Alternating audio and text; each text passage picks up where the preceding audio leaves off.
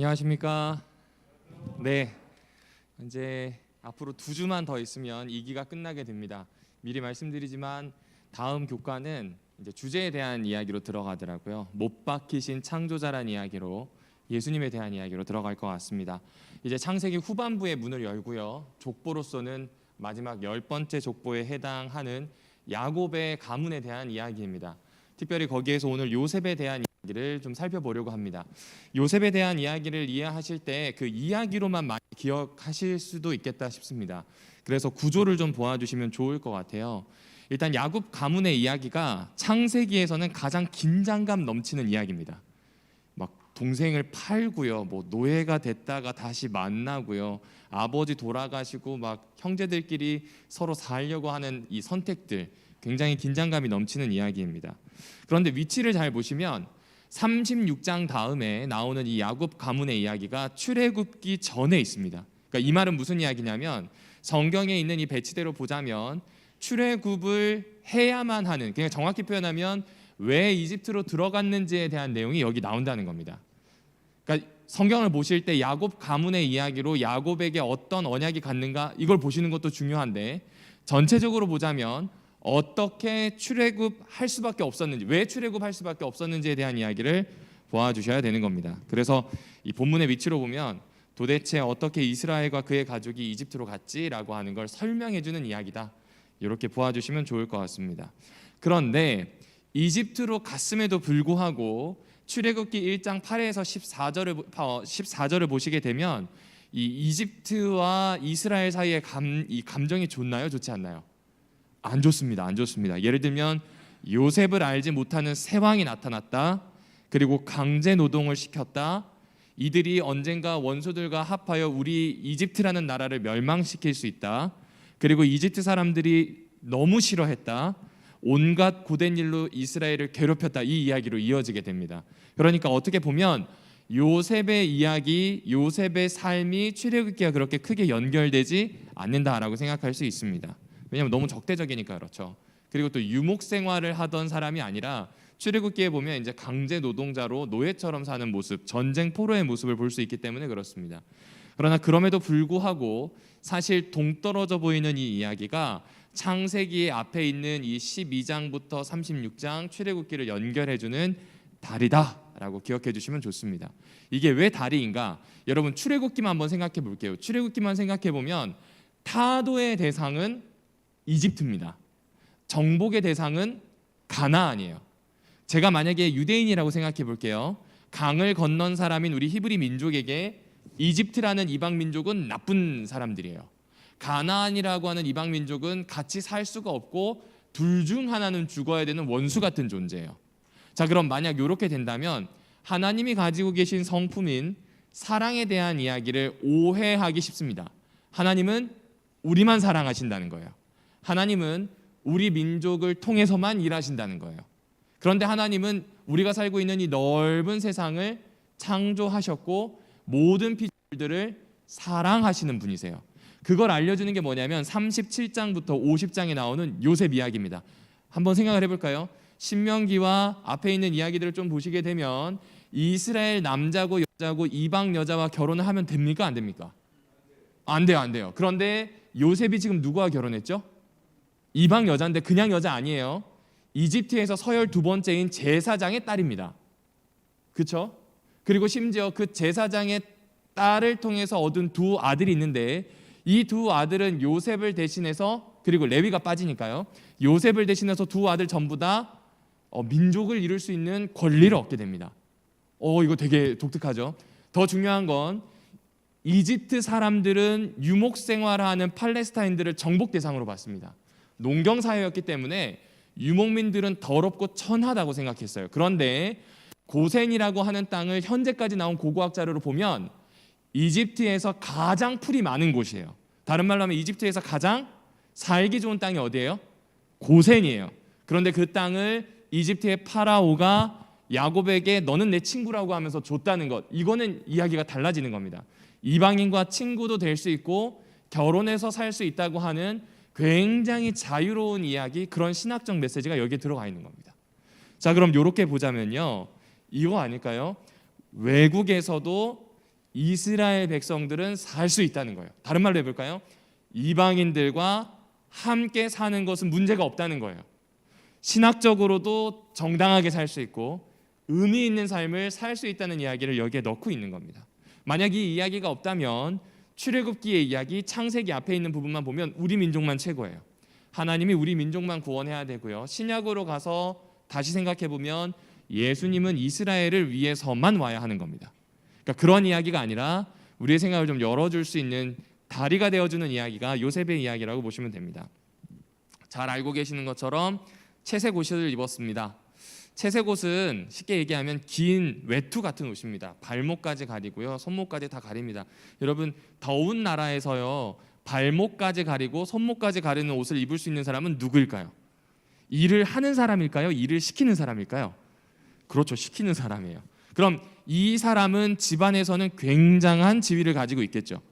그런데 이 지위를요 대부분 어디에 많이 빗대냐면 사무엘하 13장에도 나오지만 공주나 왕자가 입는 옷을 입은 거예요.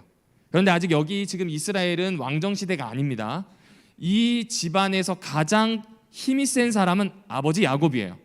그런데 아버지 야곱이 앞에 있는 10명의 형을 다 제치고 누구를 지금 제일로 삼은 거예요? 그렇죠. 이거 자기가 만든 지위입니까? 아버지가 만들어준 지위입니까? 아버지가 만들어준 지위임을 이야기합니다. 특권과 위치가 그의 옷을 통해서 드러나게 되죠. 하지만 이것은 고대 질서를 좀 뒤엎는 이야기입니다. 어쩌면 야곱 자체가 형을 제치고 언약을 받은 사람으로, 하나님께 선택받은 사람으로 살아서 그런지 모르겠지만 어쨌든 채색 옷을 입은 요셉은 사실상 아버지가 준 특권과 위치에서 삶을 시작하게 되었다. 이걸로 보아주시면 됩니다. 그런데 뭐 이렇게 이쁘게 표현하려고 노력했더라고요, 교과책에서. 근데 이쁘지 않습니다. 성경 원문을 보니까요 말 그대로 고자질한 거예요. 같이 형제가 있어서 아시죠? 고자질하는 형제는 미운털이 박히나요, 안 박히나요? 박히죠. 한 번이면 괜찮은데 늘 그렇다. 이러면 형제들 중에서도 좀 멀어지게 됩니다. 특별히 형제가 많으면 더 그렇죠. 그런 형제가 누구냐면 지금 요셉입니다. 그러니까 요셉이 그렇게 아버지와 대등한 위치에서 아버지의 입장을 이야기할 수 있을 만큼 얼마나 집에서 다른 지위를 가지고 있었는지를 설명해 주고 있습니다. 그런데 동시에 재미있는 표현이 있는데 창세기 37장 2절 이 빨간색, 이 분홍색으로 좀 되어 있는 글씨를 보시면 거두어주고 있다가라는 표현이 나와요. 그런데 이 단어를 히브리어로 보니까 함께 사는 거예요. 그러니까 10명의 형들과 함께 살면서 안 좋은 일이 있으면 아버지한테 내다 꽂은 거죠. 이렇게 보자면 요셉이 형들과 어울려 사는 건 잘 산 것 같은데 그러면서도 아버지가 나에게 준 주의를 철저하게 지키려고 하는 모습을 보는 것 같아요. 그러면 형들은 어떻게 할까요? 미워하죠. 그렇죠? 여기 창세기 37장 4절을 보실까요? 처음에 미워한 이유는 아버지 때문입니다. 아버지가 늙음하게 얻은 이 아들을 사랑하는 걸 느꼈기 때문이에요. 그런데 그냥 사랑이 아니에요. 편애입니다. 편애는 늘 이렇게 그렇게 됩니다. 사람의 마음이라고 하는 게 정 가는 사람이 있고 마음 가는 사람이 있어요. 근데 가족 간에는 조금, 그리고 같이 일하는 사람이 있다면 조금 좀 절제하거나 정돈하는 게 필요하지 않나라는 이야기로 많이 흐르기도 합니다. 그런데 중요한 건 그런 이야기가 아니라 야곱이 요셉을 사랑하는 것 때문에 형들은 그걸 편애로 보았고 그래서 미워하기 시작한 거예요. 여기까지는 괜찮아요. 왜냐하면 아직까지 형들이랑 지내는 게 큰 문제가 없어요. 그냥 어린 동생이니까요. 그런데 문제가 있습니다.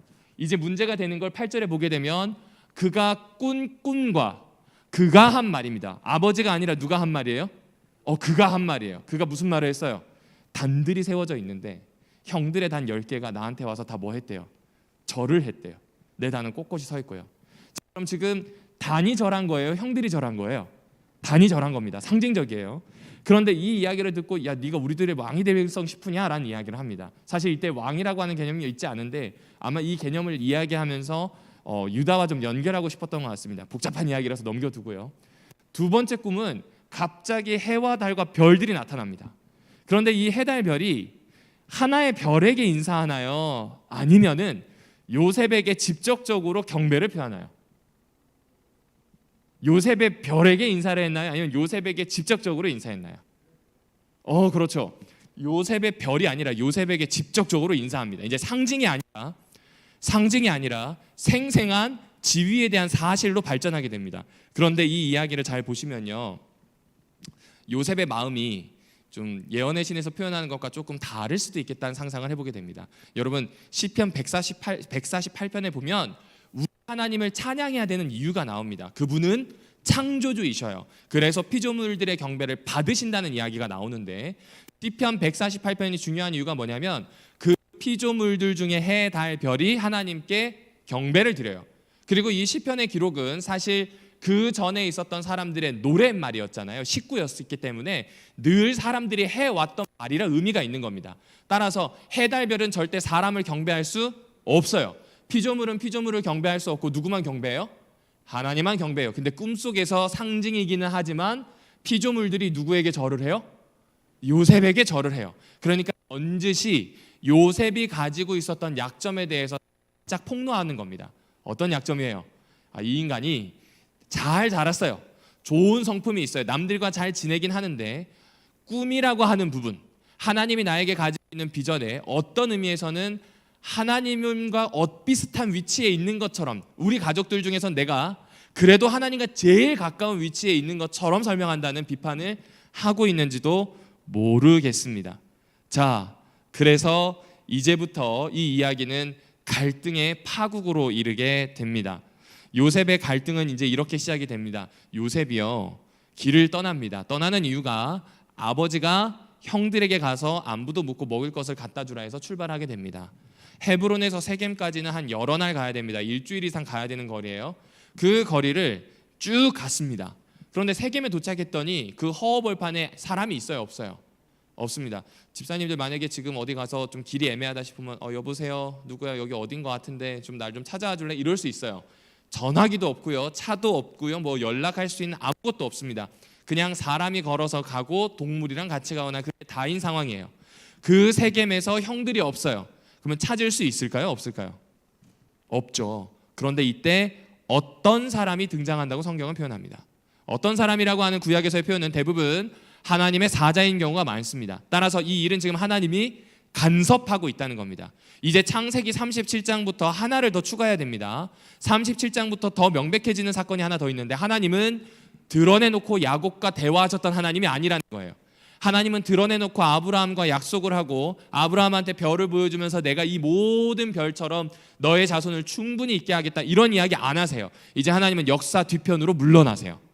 직접 드러나지 않고 역사 뒤편에서 일하신다는 걸 이야기합니다. 심지어 요셉에게 부정적인 일이 있다 할지라도 말입니다. 요셉은 이 어떤 사람의 안내를 받아서 거기에서 약 25km 정도 떨어져 있는 도단까지 걸어가게 됩니다. 그런데 형들의 반응이 좋지가 않습니다. 20절을 잠깐 보실까요? 꿈꾸는 자가 온대요. 그리고 그 녀석의 꿈이 어떻게 되는지 한번 보자는 겁니다. 이 말은 그 꿈을 이루어지도록 하겠다는 거예요? 꿈이 이루어지지 않도록 하겠다는 거예요? 않도록 하겠다는 거죠. 그럼 꿈 이루어지지 않게 하려면 제일 중요한 건 제거해버리면 돼요. 그 꿈을 이룰 수 없도록 존재 자체를 이 세상에서 지워버리면 됩니다. 되게 지금 무서운 생각을 하고 있는 겁니다.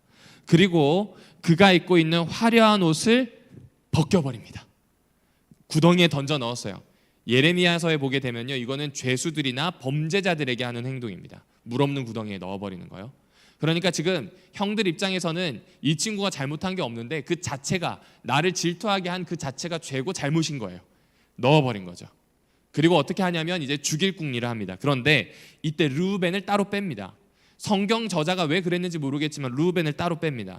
르우벤은 지금 뭐라고 하냐면, 야, 우리가 얘는 죽이지 말고 그냥 좀 방법을 좀 찾아보자. 일단 구덩이에 가둬놓자. 우리 손으로는 죽이지 말자, 이 이야기를 합니다. 그리고 우리 손으로 죽이지 말아야 되는 이유에 대해서 창세기는 앞에 있는 4장을 좀 우리가 끌어오기를 바랍니다.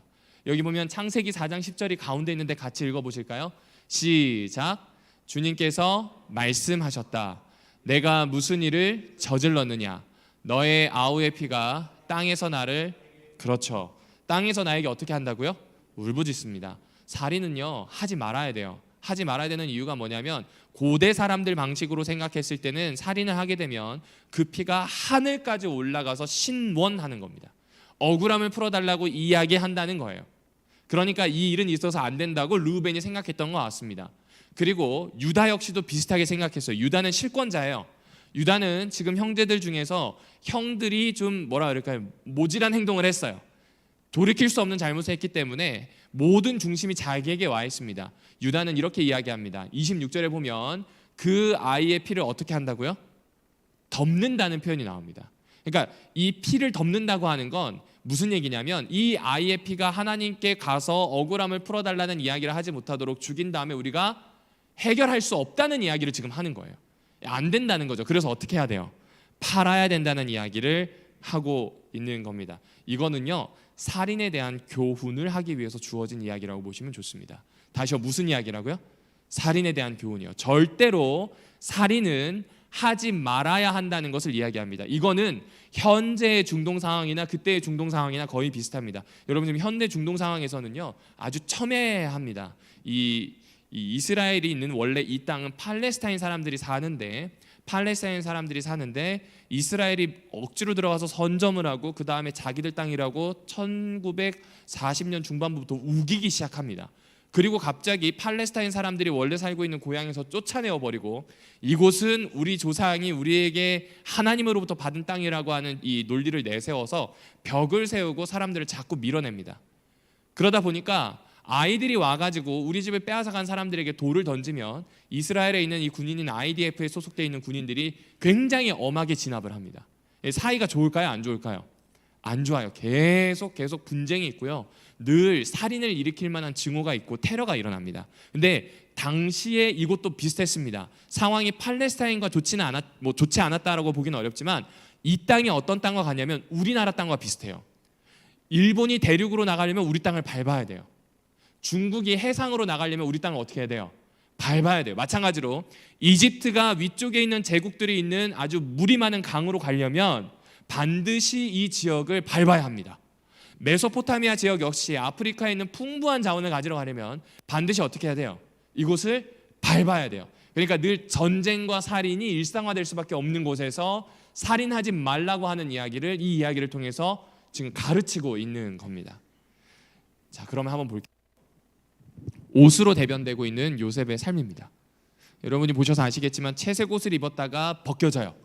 특권과 지위가 사라집니다. 그리고 그 벗겨진 옷은요, 찢어져서 아버지한테 갑니다.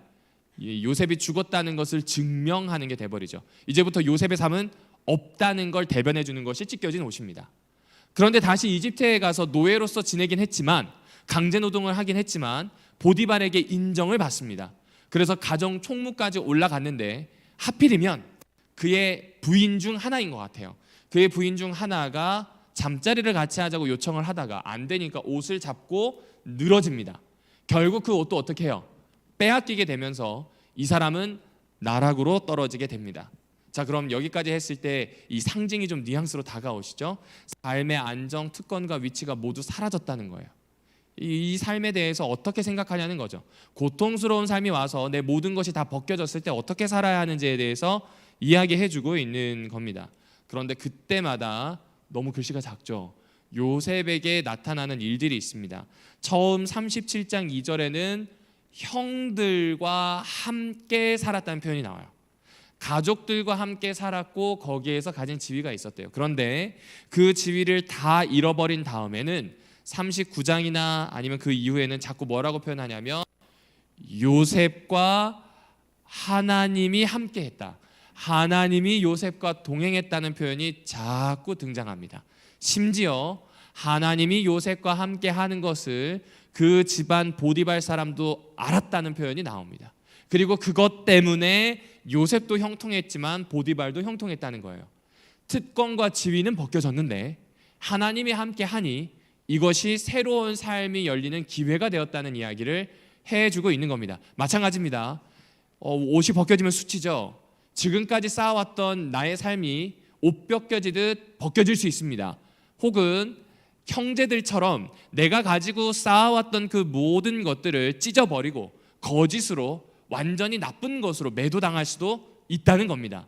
내 삶의 지위와 안정적인 것들이 사라질 수도 있다는 거예요. 그럼에도 불구하고 희망이 있는 것은 하나님이 우리와 함께하기 때문이라는 이야기를 합니다.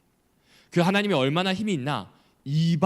이방인들에게도 하나님이 함께하심을 드러낼 수 있을 만큼, 나 아닌 타인인데 그냥 타인이 아니라 일면식도 없는 타인에게 하나님이 살아계심을 나를 통해서 알릴 만큼 그분은 강하다는 걸 알려주게 됩니다. 이것이 바로 일요일과 월요일에 해당하는 한 묶음의 이야기입니다. 요셉은 옷을 입은 사람이었다. 하지만 벗겨졌다. 그럼에도 불구하고 하나님이 함께 하시기에 그의 삶은 의미 있었다. 이 이야기를 들려주고 있습니다. 가운데에 있는 화요일 이야기입니다. 유다 이야기가 나오죠. 여러분, 요셉 이야기 나오다가 갑자기 유다 이야기 나오니까 좀 이상하지 않으셨어요? 38장 읽다가. 그리고 좋은 이야기도 아니잖아요. 왜 이런 이야기를 했을까요? 갑자기 유다 이야기가 튀어나옵니다. 유다는요, 요셉을 판 장본인이에요. 그러니까 그의 모습이 얼만큼 나락으로 떨어지는지를 보여주는 겁니다. 결론적으로 말씀드리면. 그런데 이 나락으로 떨어졌던 유다에게는 축복이 생깁니다. 어떤 축복이 생겨요? 유다에게서 예수님이 날 수 있는 계보가 이어진다는 거예요. 쉽게 말하면 하나님은 악을 선으로 바꾸실 수 있는 분입니다. 그렇습니다. 하나님은 단순히 함께 하셔서 나의 어려움을 이렇게 해결해 주시는 분으로 그치는 게 아니고, 하나님은 악을 선으로 바꾸실 수 있는 분으로 유다 이야기에서 이야기합니다. 유다도 마찬가지입니다. 이방인들과 같이 살았어요. 근데 이방인들과 같이 산 이유가 뭐냐면 요셉이 팔려간 이후에 따로 살기 시작합니다. 그래서 이방인 사람 수아의 딸, 원래는 이 다른 친구와 더 친했는데 그 친구가 알고 있던 또 다른 가나안 사람인 수아의 딸, 이름이 없습니다. 그 이름 없는 여자와 결혼해서 엘과 오난과 셀라를 낳죠. 그리고 이 엘이라고 하는 첫째 아들이 다말이라고 하는 여인과 결혼합니다. 그런데 이상하게 결혼하자마자 아들이 죽어요. 장자가 죽어서 이 장자의 계보를 잇기 위해서 그 당시에는 수혼제라 그래서 형이 죽으면 형수를 동생이 취합니다. 그래서 첫째 아이는 무조건 자기 아이가 되지 않고요, 족보상으로는 형의 족보에 올라가도록 해서 형의 계보가 내려가도록 하는 은혜가 있었습니다. 지금으로선 말도 안 되는 얘기죠. 그런데 그 당시에는 그게 통용이 됐었습니다. 왜냐하면 과부는 죽을 수밖에 없기 때문에 그렇습니다. 과부는 아무것도 할 수가 없어요. 그 당시 상황에서는 생존이 불가능했기 때문에 과부도 살고 집안도 이어지게 하는 나름의 은혜로운 방법입니다. 그런데 둘째 오난과 결혼을 했는데 오난이 하지 말아야 할 행동을 하죠. 지금 여기에서 태어나는 아들은 자기 아들이에요, 형아들이에요. 그래서 잠자리를 가지는데 이 정확하게 잠자리를 가지지 않고 설정을 합니다. 땅에다 설정을 해버려요. 그러니까 하나님이 이걸 좋게 보지 않으셨어요. 그래서 어떻게 하냐면 오난이 죽게 됩니다. 정확히 표현하면 하나님이 좋게 보지 않았다는 표현이 나오진 않아요. 근데 어쨌든 죽게 돼요. 그리고 이것은 나중에 이스라엘의 정결과 부정결에 대한 이야기로 연결할 수도 있습니다. 조금만 더 생각해 보실까요? 여러분, 부정한 것들이라고 하나님이 얘기했던 것들은 대부분 죽음과 관련된 것들입니다. 하열한 피, 썩어 문드러진 피부, 그리고 어디와 닿아서 썩게 되는 것들, 더러워진 것들, 곰팡이, 이런 것들을 다 부정한 것으로 보거든요. 그거는 핵심이 뭐냐면 키워드가 죽음이기 때문에 그렇습니다. 그러니까 이 죽음이라고 하는 것을 멀리하도록 하나님이 계획하신 거예요. 왜 그랬는가? 이집트 사람들은요, 죽은 사람들을 멀리하지 않아요. 죽은 사람이 다시 돌아올 수 있다고 믿어서 미라로 만듭니다. 시체 만지는 걸 두려워하지 않고요, 그들 나름의 신앙이 있습니다. 그런데 하나님은 이 신앙과 문화로부터 벗어나지 않는다면 이스라엘은 정체성을 지킬 수 없다고 보셨는지 모르겠어요. 그래서 죽음과 관련된 것들, 시체와 관련된 것들, 썩는 것들은 다 부정결한 것, 하나님이 절대 손에 닿지 않게 해야 되는 것, 그래서 적어도 진에서 일주일 정도는 떨어져 있어야 하는, 분리되어 있어야 하는 것으로 이야기합니다. 자, 어쨌든 그러한 뉘앙스가 창세기에도 등장하는데 바로 오난의 이야기죠. 땅에다 설정한 상황입니다. 그럼 더 이상 생명이 맺어질 수 있나요? 없나요? 없죠. 그러니까 악한 거예요. 그러니 죽은 겁니다. 그런데 이때 유다는 좋지 않은 일을 더 겪죠. 둘째가 죽을 뿐만 아니라 아내가 죽어요. 슬픔이 큽니다. 그리고 만약 지금 이 상황에서 다말이 셀라와 결혼한다고 한번 생각을 해볼게요. 셀라는 아직 어려서 결혼 정년기가 아닙니다. 점점 커서 결혼했다고 생각을 해보면, 표현이 좀 그런데 이 며느리는 아무리 봐도 내 아들들 다 잡아먹을 것 같아요. 그래서 안 줍니다.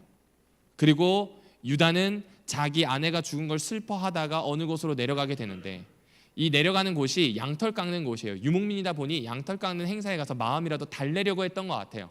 그 이야기를 다말은 자기 친구에게서 듣고 과부의 옷을 벗고 너울을 씁니다. 여러분, 성경에서 구약에서 특별히 너울을 쓴다고 하는 건 창기들을 표현할 때 너울을 쓴다고 표현을 합니다. 그리고 어느 문 앞에 서 있을 때 유다가 그를 보고 들어가서 관계를 가지게 되죠. 그리고 관계를 가지게 된 다음에 싹스를 치러야 되는데 싹스를 치르질 수 없는 상황이니까 증표를 달라고 합니다. 그랬더니 내가 어떤 걸 써줄까 그랬더니 그러지 말고 당신의 이 끈과 도장을 달라고 이야기합니다. 목에 걸고 다니는 이 도장은 유목민들에게 있어서는 가장 귀중한 거거든요. 이건 없으면 안 돼요. 이걸 담보물로 잡은 거죠. 그래서 이 담보물을 찾기 위해서 염소를 데리고 갔는데 이 여인이 있어요, 없어요? 없어요. 다시 찾아갔는데 있어요, 없어요? 없어요. 장녀를 찾아다닌다는 이야기를 들을까 봐 여기서 멈춥니다. 그런데 문제가 생깁니다. 언제 문제가 생기나요? 다말이 배가 불러온대요. 그러니까 이건 안 되겠어요. 이건 정말 나쁜 행동을 한 거예요. 그냥 나쁜 행동이 아니라 중범죄입니다. 그래서 여기에다 나무단을 쌓고 그 위에다 다말을 올려서 태우려고 준비합니다. 다말을 데리고 왔는데 다말이 하는 이야기가 이 물건의 주인이 나를 이렇게 만들었다는 거예요. 이제 유다가 이걸 보고 뭐라 그래요? 자기 물건인 걸 알아보고 얼굴이 완전히 하얘집니다. 그 다음에 하는 이야기가 야 네가 나보다 낫다라는 표현을 합니다. 지금 다말은 자신 남편의 명예와 가정을 이어가기 위한 최선의 선택을 한 겁니다. 최선의 선택을 한 건데 그 최선의 선택이 자기가 가지고 있었던 이 못난 마음 있잖아요. 주지 않으려고 했던 것들, 빼앗으려고 했던 그 마음과 대비되는 거예요. 그 다음에 다말을 다시는 보진 않아요. 하지만 다말은 이때부터 유다의 족보 안에 들어와서 두 아들을 낳습니다. 쌍둥이죠. 세라와 베레스를 낳습니다. 첫째가 세라고 둘째가 베레스인데 계보를 잇게 되는 건 베레스가 됩니다. 역시 늘 창세기는 차자가 우선하게 됩니다. 자, 그럼 여기까지 이야기를 해서 다시 한번 반복해보면 어떤 이야기인가요? 하나님은 선한 것을 만드시는 분이에요. 악 중에서도 선을 만들어내시는 거예요. 그 이유는 뭐냐면 하나님이 약속한 사람이 야곱이고 그의 후손 중에 하나가 유다고 그 역시 여전히 하나님의 약속을 믿고 있었기에 하나님은 악을 선으로 바꾸어가는 역사를 만드십니다. 수치도 있고요, 아픔도 있고요, 이제부터 다시는 못 바꿀 결과도 생겼어요. 그런데 하나님은 그 악한 것을 선으로 차츰차츰 바꾸어 가신다는 이야기를 하게 됩니다. 그리고 이제 다음 이야기로 넘어갑니다. 이 악을 선으로 바꾸시는 하나님이 요셉에게도 똑같이 행하신다는 겁니다. 감옥으로 간 요셉은 억울하게 감옥을 갑니다. 그 억울하게 감옥을 갈 때 이 부인이 요셉을 거짓 고소하는 장면이거든요. 우리를 웃음거리로 만들려고, 여기서 우리라고 표현하거든요. 너가 만약에 요셉을 감옥으로 보내지 않으면 남편 너는 나만 수치를 당하는 게 아니라 너 그리고 이집트 모든 사람이 이 노예 하나 때문에 수치를 당하는 거야 라는 이야기를 합니다. 왜냐하면 직위가 있었으니까요. 되게 높은 고위 관료였잖아요. 그 이야기를 해서 감옥으로 보내게 됩니다. 그런데 감옥에서 요셉이 잘 되나요? 안 되나요? 잘 됩니다. 악한 것을 선으로 바꾸시는 하나님이 계시기 때문에 그렇습니다. 그래서 오늘 이 교과의 내용을 한마디로 요약하면 악을 선으로 바꾸시는 하나님. 하나님은 우리와 항상 함께 하시는 분. 이 두 이야기를 유다와 요셉을 통해서 보여줍니다. 그리고 마지막으로 첨언입니다. 여러분 이렇게 보면 꿈이 어쩐 데자뷰처럼 느껴질 때가 있거든요. 그거 아니래요. 여기 보시면 신명기 13장과 예레미야서 23장을 나중에 읽어보시면 꿈은 꿈일 뿐입니다. 요셉의 꿈을 하나님이 특별히 사용하셨을 뿐이지 일반적으로 꿈은 꿈일 뿐입니다. 그러니까 이 부분을 잘 기억하셔야 됩니다. 어떤 걸 가지고 하나님의 계시라고 생각하는 건 너무 섣부릅니다. 꿈은 꿈일 경우가 많습니다. 때로는 사람의 상상이나 집념이 만들어낸 산물이기도 합니다. 꿈이 중요한 것이 아니라 하나님께서 그 꿈마저도 사용하셨던 그 사회의 맥락을 읽어주시면 좋을 것 같습니다. 잠깐 기도하고 마치겠습니다. 하나님, 오늘 교과를 통하여 함께